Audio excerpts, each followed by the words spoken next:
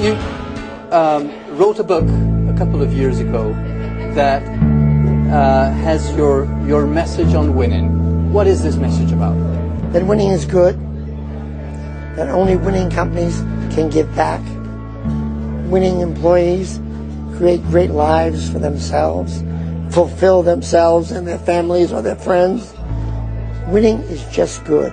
There was a time around the turn of the century with the scandals in America and everything that winning had turned bad. It had a bad smell to it. So we wanted to write this book explaining why winning is good. Well, I have a philosophy of really built on 4 pillars. You define a mission. Where are you going to go?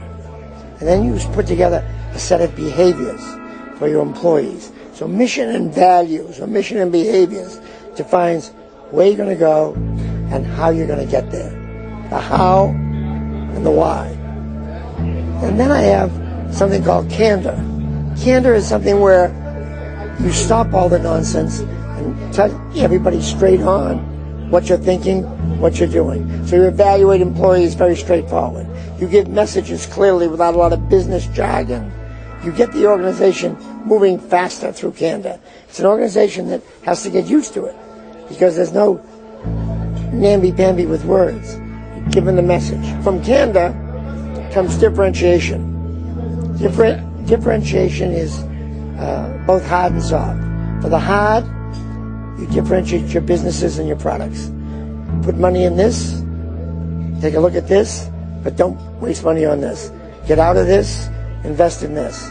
Hard calls, not keeping the whole family together in businesses. And then you have differentiation with people, where you take care of your best to an extreme. You reward them. You give them great jobs. You pay them. And so you reward them in the soul as well as the wallet. You have a group in the middle, the 70%, any number you pick, but a middle group. A group that you want to show what they can do to get to the top. You train them. They're critically important to you. You need them on the team.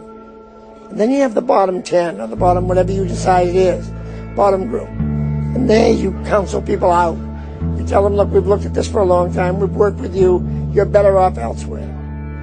The earlier you do that in a career for someone, the better off you are. You can't have differentiation without candor, because you've got to be able to tell people where they stand at all times. They must know where they fit, how well they're doing, what they have to do to improve. So candor comes first, then comes different. You don't have a candid culture. You can't surprise somebody someday and say, hey, you must go home. You're in the bottom 10. And then finally, voice and dignity for every employee.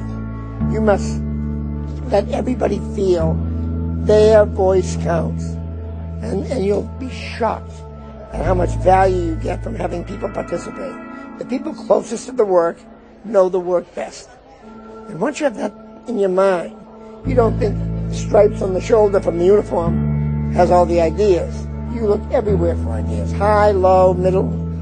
That's the foundation around which you build a winning team. What when you have a manager, an executive that has the results but doesn't have the behavior or the values? What do you decide then? In the evaluation process, you tell him that. And either he changes quickly or he goes. But there are 4 types of managers. Okay. Those that have the results and have the behaviors, onward and upward. Okay. Those that don't have the results and don't have the values, get them out. The 3rd type doesn't have the results but has the values. You give them another chance, because you want people that have the stuff you have, the values that are so important to success. And then finally, and you give them another chance. You give them 2 chances maybe. Change the environment for them. The 4th one was the one you brought up, the most difficult one in business. Everybody says, I hate to give up this person. They're doing so well. They're giving me the numbers. Let's give them another 3 months. Meanwhile, you're giving speeches about values, behaviors. Your employees are saying, wait a minute. He's saying that, but he's got this jerk who has none of the behaviors or values we want. So we can't have them. You tell the organization clearly and completely, this is why we had to let them go, because they didn't have the values. You explain it to the organization. Now you say he had great results, was a good person, had integrity, but didn't want to play by the rules of this game, the winning rules of this company. You once said you would hang people on the public square. Under which circumstances? If somebody has an integrity violation, you can't sneak them out the side door. You must have a teaching moment with them. You must say to the organization, this is bad behavior. We can't keep you with that. What did mentors teach you? Did mentors help you? Not a mentor, Okay. many mentors. Okay. But one of the problems companies have is these mentoring programs. Yes. You get stuck with one person. They might be a jerk, right? And you get tarnished by them.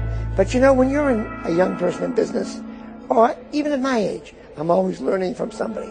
There's somebody doing something that intrigues you, that you pick up on. Last night I had dinner with a futurist, Ray Kurzweil. Yes. Fantastic discussion of longevity. Popularity is needed. Yes, right. And so there's always a moment. I'm going to follow up with lunch with him in Boston in 2 weeks. We have a date. So it's always, gee, somebody spots you. Yeah. And when you're a young person in business, don't take, for example, I've got some things to offer. But not everything will work that works for me, because I'm me. There might be something you see that I do you like, and then somebody else. Somebody sees you, they might copy some of your things, but not everything. No offense. But none of us do they want to copy everything. They want to pick up kernels. I think one of the most tough things when you're a leader and you build huge teams is to delegate and not try to do things directly yourself. You once said you spend, 70-80% of your time managing people instead of doing yourself directly. And transferring learning, yeah. I mean, how the hell could I? Why would I be picking the color of an appliance?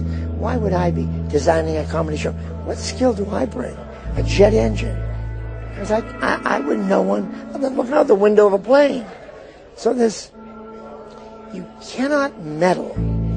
One of the problems the automotive industry has a lot is that people come up through the industry.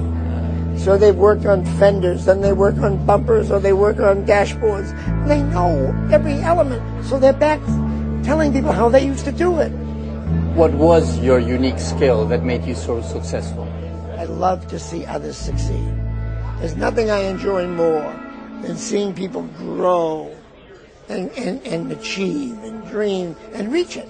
Like, I get such a kick out of all the successful CEOs we have out there. It's a thrill to me. I think it's great. It's what leaders should do. Create more leaders. That's the most important thing you do, I think. It's also the most fun. Well, thank you very much, Jack, for being with us. We'll have another opportunity to continue talking. And Eduardo, it's always great talking to you. Thank you.